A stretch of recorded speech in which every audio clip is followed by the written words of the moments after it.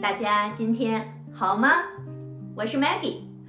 不知道你有沒有過這樣的時刻，明明心裡已經兵荒馬亂，累得快要撐不住了，但當別人問起你還好嗎，脫口而出的卻是那句我沒事。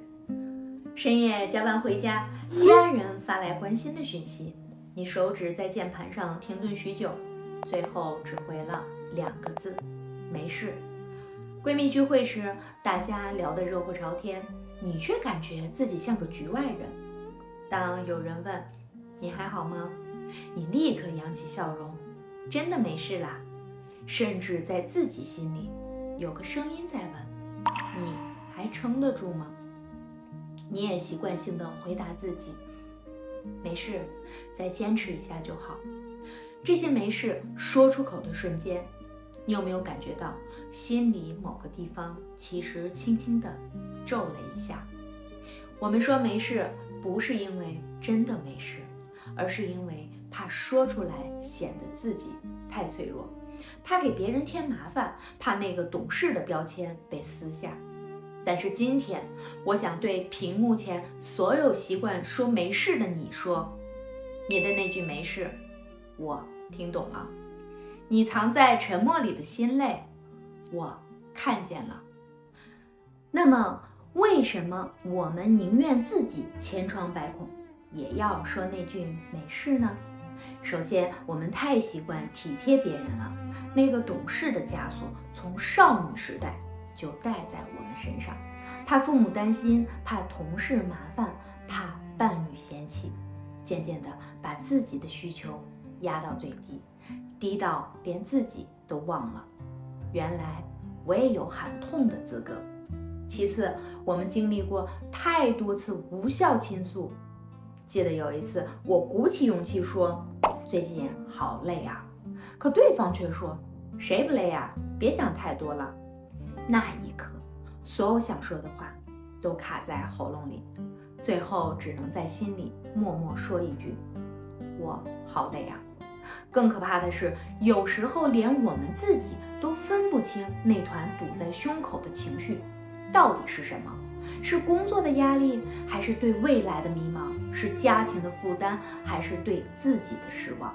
這種模糊的沉重感讓我們連求助都不知道從何說起。但是親愛的，我們的身體從不說謊，那些被咽下去的情緒最終變成了凌晨3點的輾轉反側，莫名其妙湧上的淚水，對一切失去興趣的倦怠，還有持續的肩頸痠痛、偏頭痛。心理學有個說法，未被處理的情緒永遠不會消失，它們只是被活埋了，並在未來以更醜陋的方式湧現。所以，我們所謂的沒事，不是在堅強，而是在默默消耗自己的能量。當我們認識到這個問題，這只是第一步。那麼我們要怎樣解決這個問題呢？現在我要給你3個解決方法，就像3把實實在在的鑰匙，去幫助我們溫柔地打開那把沉重的鎖。第一把鑰匙，情緒命名法，把模糊的沒事換成清晰的表達。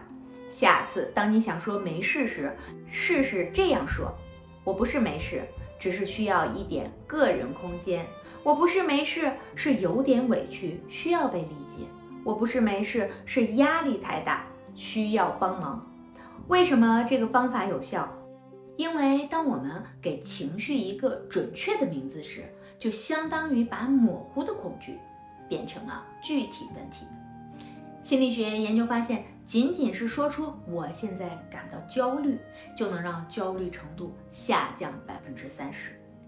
第二把鑰匙，5分鐘神聖時間，給自己一個情緒的休息站。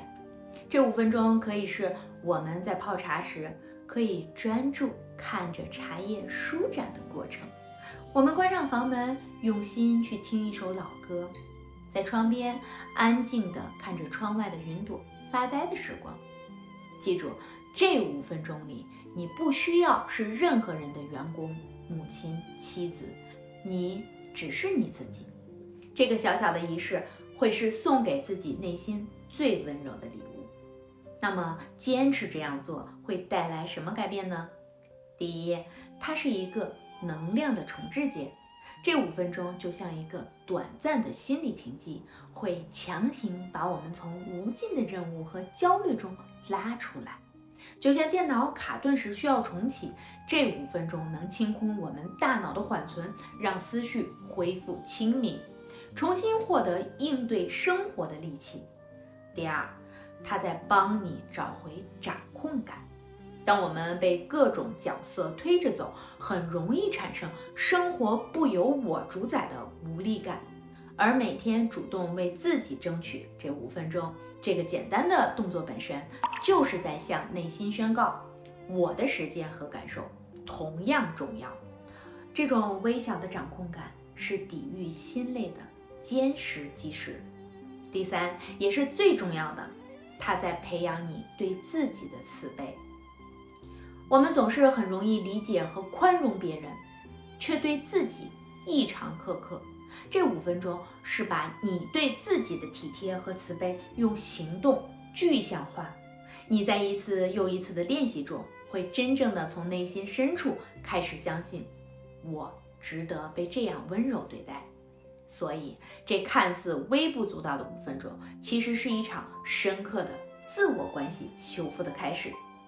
接下來是第3把鑰匙，建立安全基地，找到可以安心說我有事的地方。這個安全基地可以是一個懂得傾聽的閨蜜，一本私密的日記本，一個專業的心理諮詢師，甚至是我們這個溫暖的社群。我自己的經驗是，每當我把心事寫在日記裡後，就像把重任卸下了一半。有時候寫着寫着，答案就自然浮現了。這3把鑰匙其實很簡單，給情緒一個名字，給內心一個空間，給心事一個出口。從現在開始，讓我們每天都抽出一些時間，一起來做這個小小的練習，來感受幾天後給自己帶來的變化吧。現在我想告訴你，我聽懂的不只是你的疲惫，更是你內心深處的堅韌與溫柔。這些年來，你用沒事保護了很多人，現在是時候用我需要來保護自己了。讓我們一起來完成這個轉變，從沒事我能扛到我需要休息，從沒事你忙吧到我需要陪伴，從沒事習慣了到我需要被理解。這不是自私，這是自愛，不是軟弱，是覺醒。你的心聲值得被聽見，首先被你自己聽見。你的需要值得被滿足，首先由你自己來满足。如果今天的分享讓你有所感觸，歡迎在評論區分享你的故事。也許是一句一直沒敢說出口的我需要，也許是你的情緒自救小方法。讓我們在這裡成為彼此最溫柔的安全基地。記得訂閱並點亮小鈴鐺，我會在這裡陪你聊聊心事。我是 Maggie，下次見。